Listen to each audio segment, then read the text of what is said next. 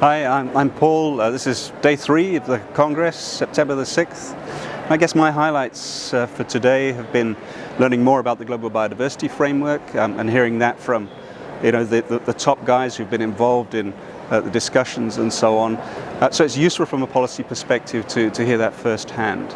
I've also done a presentation on our proposed biodiversity certification, which was well attended, and we got some great questions and some opportunities for partnership. And then finally, the opportunity to sit down with old friends, acquaintances, and some new potential partners to discuss project opportunities, which is something that we really value about these congresses. So here's what also happened at the Congress today. The Reverse the Red Pavilion was a popular place to be on Monday, the third full day of Congress. Hundreds of participants attended sessions at the pavilion, including a presentation by the Sustainable Use and Livelihood Specialist Group, or SULI, about sustainability, conservation, and partnering with indigenous communities. That session was followed by a well-attended presentation by Traffic on the challenges of wildlife trade. Later in the day, John Scannion spoke to a packed pavilion about ecocide and wildlife crime reforms that are needed to save species.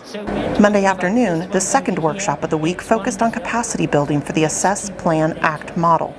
Participants were introduced to the Reverse the Red movement, and Carmel Crew Camp highlighted the development and successes of the Species Survival Center at Parque de Aves in Brazil, and how this center is already benefiting the APA cycle.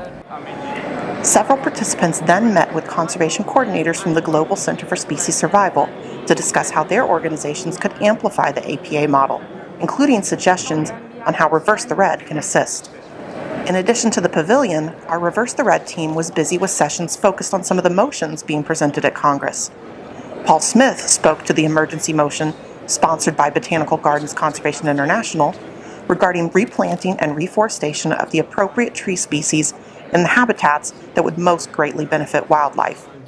The pavilion was abuzz with discussions throughout the day regarding several emergency motions and the upcoming results of the election. Stay tuned for more updates in the coming days. So there's a lot going on at the Congress. Please visit reversethered.org and see what's happening.